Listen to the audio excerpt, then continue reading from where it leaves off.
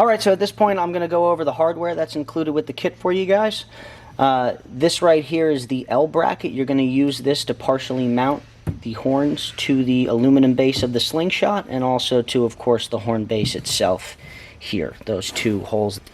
To mount the portion of the L bracket into the aluminum frame, you've got your two self-tapping screws here, and then also to attach the actual power, the positive and the negative coming off of the original stock horn, you've got your female connectors here. These will be crimped onto both the positive and negative connections of the existing harness of the slingshot already. That way you can plug it into your positive and negative terminal ends here on the compressor. And then the last bit of hardware that we have here are 4 bolts, 4 nuts, and then 1 larger bolt and nut. This is actually an extra component here. It's going to be used if you wanted to try and mount the air compressor in a different fashion than what we recommend. We actually have some zip ties and also a steel mounting bracket, depending on your preference and how you want the interior of your vehicle to look. With these bolts and nuts, you're only going to need 2 of these. They're actually going to go through the other side of the L bracket here, and it's what's going to help mount the actual plastic portion of the horn to the L bracket that's secured inside your vehicle. The extra 2 bolts and nuts are just there in case you need the hardware. Alright, so this is going to be the Twist Dynamics Mammoth horn kit.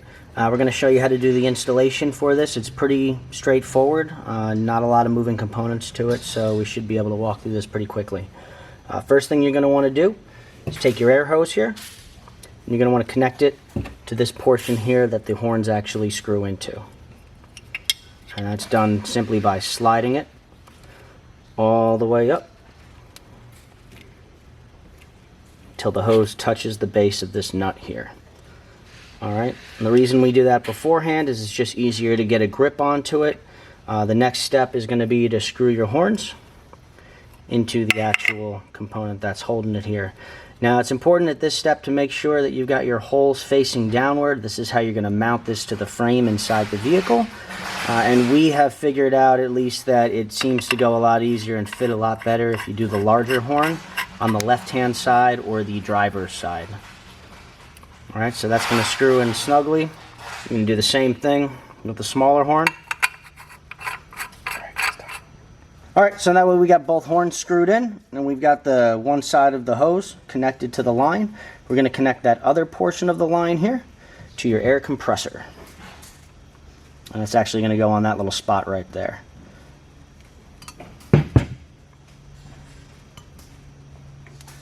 And as you're doing it, again, you just want to make sure that this hose line is snug all the way up flush against the base here. Okay, so at this point in the installation stage, you got to find your positive and negative wire that triggers your horn. It's a little cable right here. It's got some protective plastic covering over it. For the purposes of this video, we have actually already separated the original stock horn. It's also connected on the side over here. You're going to have to remove that as well, which we've already done using snips. Clip the positive and the negative separately. Don't ever do them both at the same time. You run the risk of shorting the components at that point. As you can see, we've already added our female connection points to either side of both the positive and negative and crimped them on tightly. We've used a different style of female end here than what's supplied in the kit. The one in the kit is actually an upgraded version so that you don't have any exposed metal. This is the air compressor for the horn. You've got your positive on your positive, negative on your negative. Pretty self-explanatory there. And now from there we're going to work towards the rest of the install here. As you can see, we've already connected the hose piece as we showed you earlier. This is the remainder of the horn, already installed, assembled, screwed together. All the components are there. All that's really left to do is mount and secure the remaining pieces.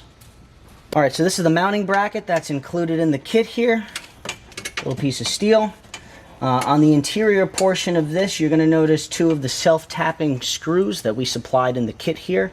What you're going to want to do is, using a power tool of some sort of your choice, you're going to want to run these into the existing frame bar here. It's hollow, nothing's running through there, so you're not going to damage anything. It's the best place to mount and secure your horn permanently. As you can see, it fits really well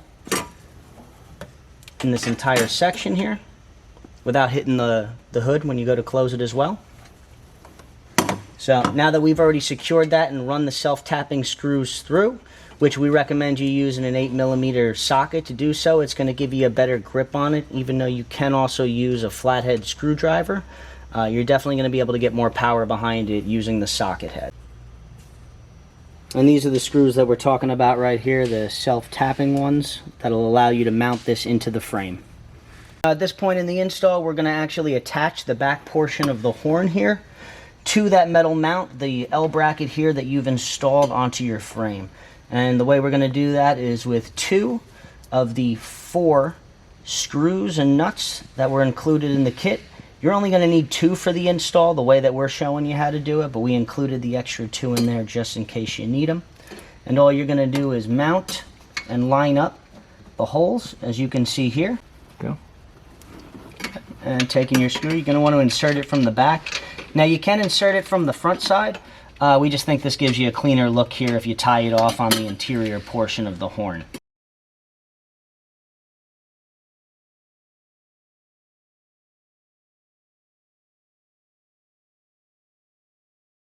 Go. Alright, so at this point you're going to want to use a 10mm wrench and a 10mm socket.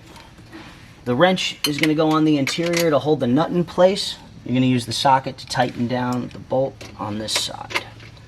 And once I decide that I like the angle that the horn is sitting at, making sure that it's not touching any other components, it's not going to get squashed by the hood, I'm going to go ahead and I'm going to ratchet these up.